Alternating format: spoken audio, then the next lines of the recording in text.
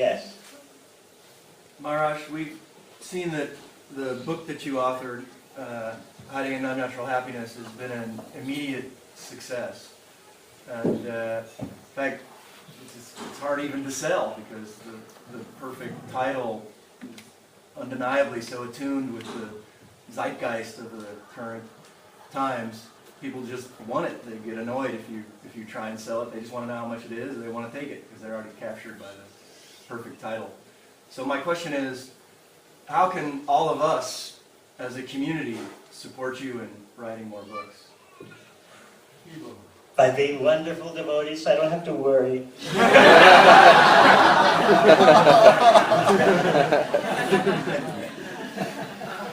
There's not much difference between spiritual parenting and biological parenting. There's agonies and there are ecstasies. You know,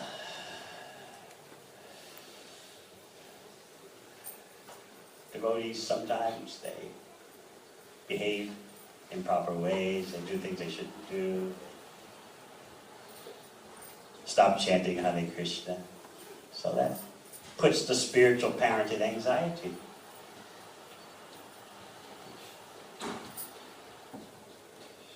Just like biological parents. When the child is an infant, he or she is so adorable. But you know, the child's going to become a teenager. That's when all the fun begins. You all know what it's like when you became teenagers.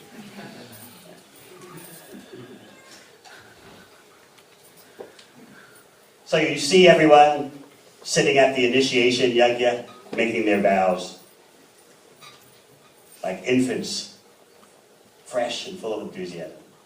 And you know, unfortunately, the reality is, some of them are not going to keep their vows.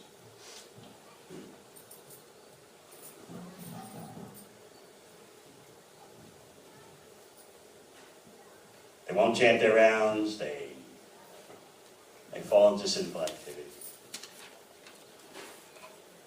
So that's the agony for a spiritual parent.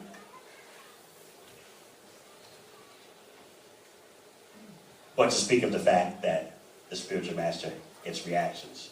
Because he has promised before the disciple succession, I'm recommending these persons, please connect them. So it's not that the guru simply gets lots of flower garlands and lots of praise. Jai Gurudev. No, you get lots of abuse too.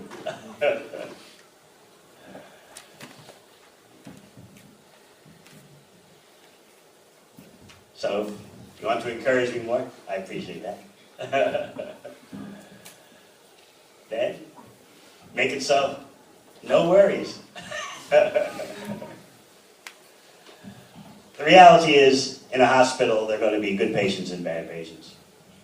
Sometimes good patients become bad patients become good. Material energy is very powerful. Of course, some patients stay good.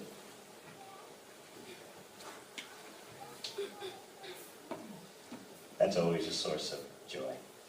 Through thick and thin, they're there, keeping their practices. But we have to be practical. This is a battle against the illusory energy. There are going to be casualties. So that's difficult for the heart to bear. Just like a mother puts so much effort into her child.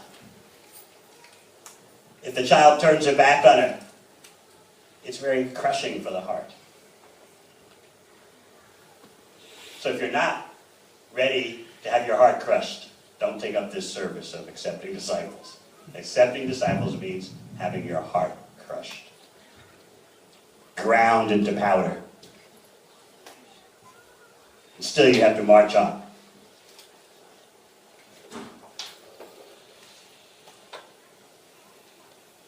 That's the reality.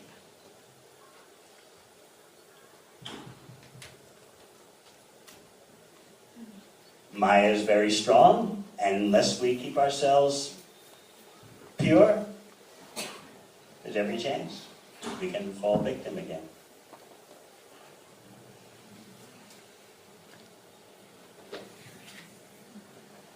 You can think of the heart-crushing experiences that you've gone through in your life.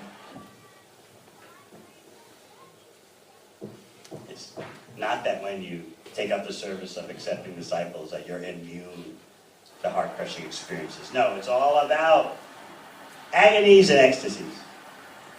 Sometimes the spiritual kids do great. You feel ecstatic. Wow, it's wonderful. Sometimes...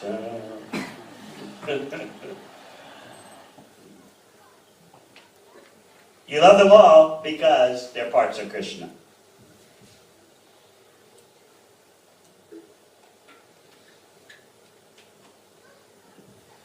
So, it's a very difficult service. Just like parenting is a difficult service. You have to love your children, but accept that sometimes times are going to be tough. Still, you have to go on. It's not easy. The easiest thing is, all right, you forget about me, I forget about you. That's the easiest thing. You can't do that.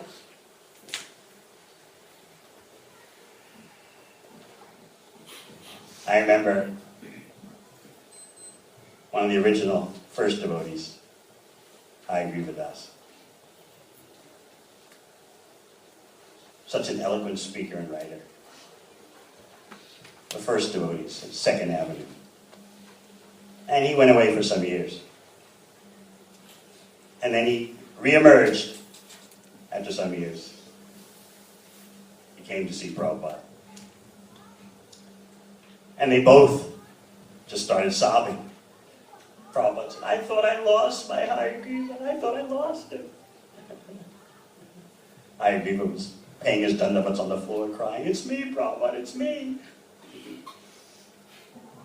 These are the bhakti realities.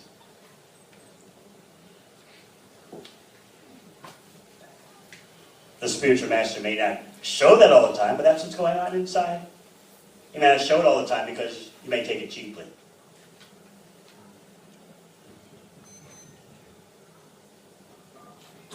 To lose a spiritual son, lose a spiritual daughter, it's heart-crushing. You're trying to do a service on behalf of Krishna, to connect them.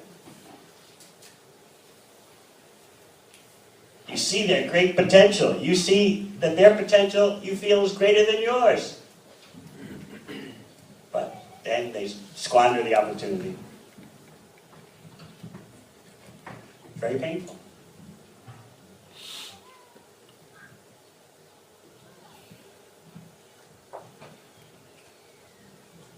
So these are some of the occupational hazards of spiritual parenting. And one day in the future, at least a few of you will be doing that.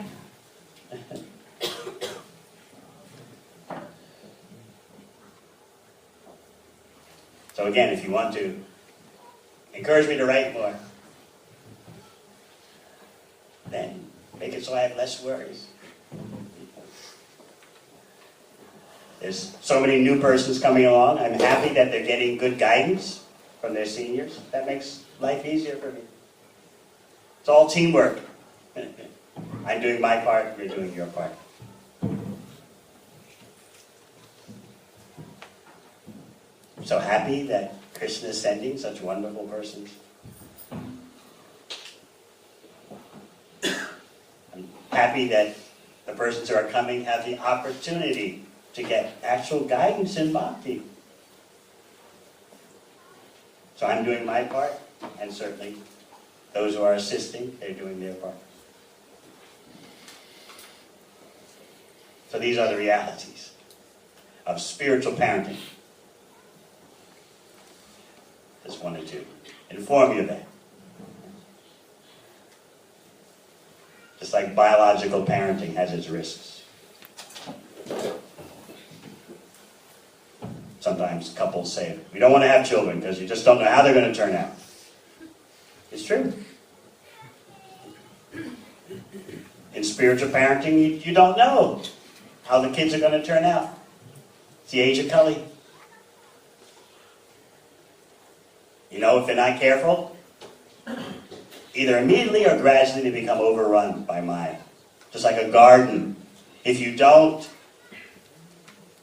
take care of the garden, weeds grow and choke out the plants you want. The garden becomes full of unwanted plants. And you lose the ability to discriminate between weeds and the plants you want, the desirable plants.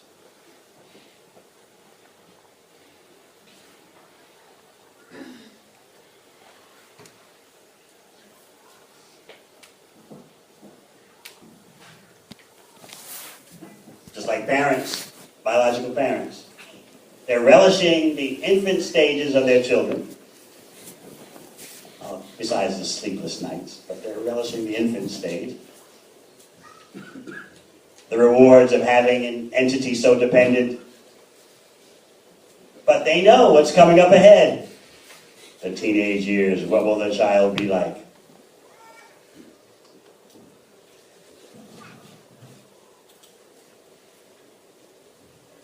It's like I got a New Year's message from my mother.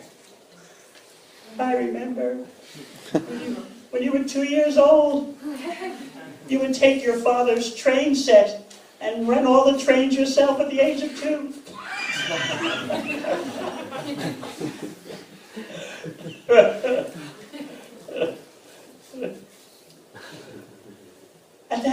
At that point I realized, mothers always think too much of their children. At that point I realized you were a genius. You ran your father's. It wasn't a kid's train set, it was an adult's train set. Switching tracks and all these kind of things. You were doing that at the age of 2. And then you started crawling on the floor to bookshelves and trying to drag books off the shelf.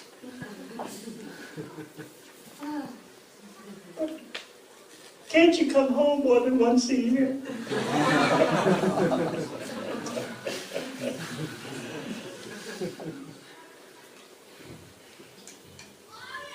So she has to live with that disappointment.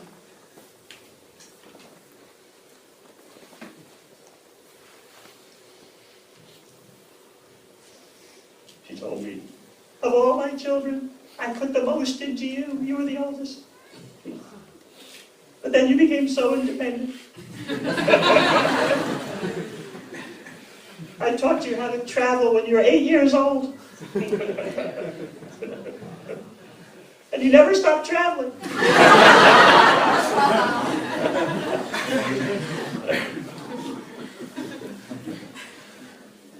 That's what happens in biological parenting.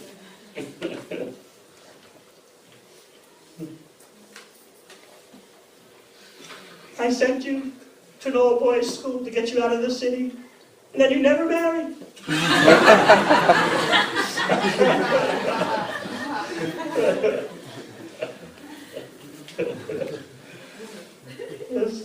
The risks of biological parenting. Won't you come back to Jesus?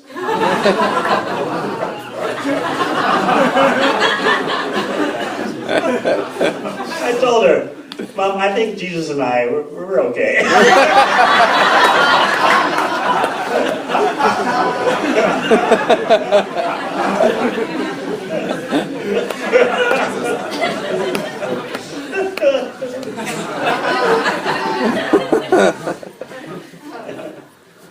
So you can say that's the risk of being a mother. You don't know how the product's going to turn out.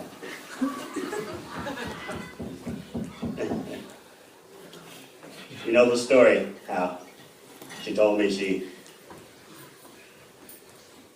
while I was being conceived, she was praying to God, send me a servant of God. So I asked her when she told me that some years ago. Maybe, slightly, possibly, you got sort of what you prayed for. And you know her answer. I meant for For Jesus, not for Krishna.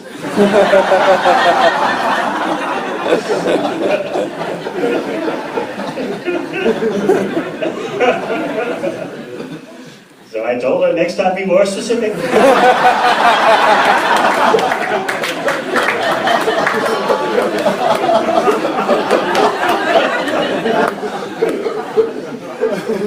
So those are the risks of parenting.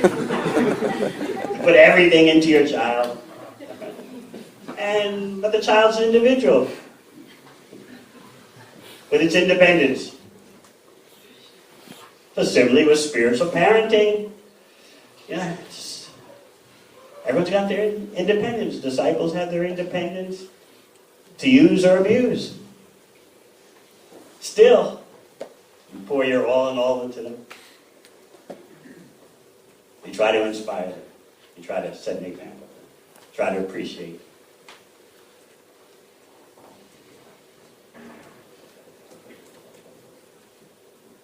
So again, if you want me to be able to focus on other things, then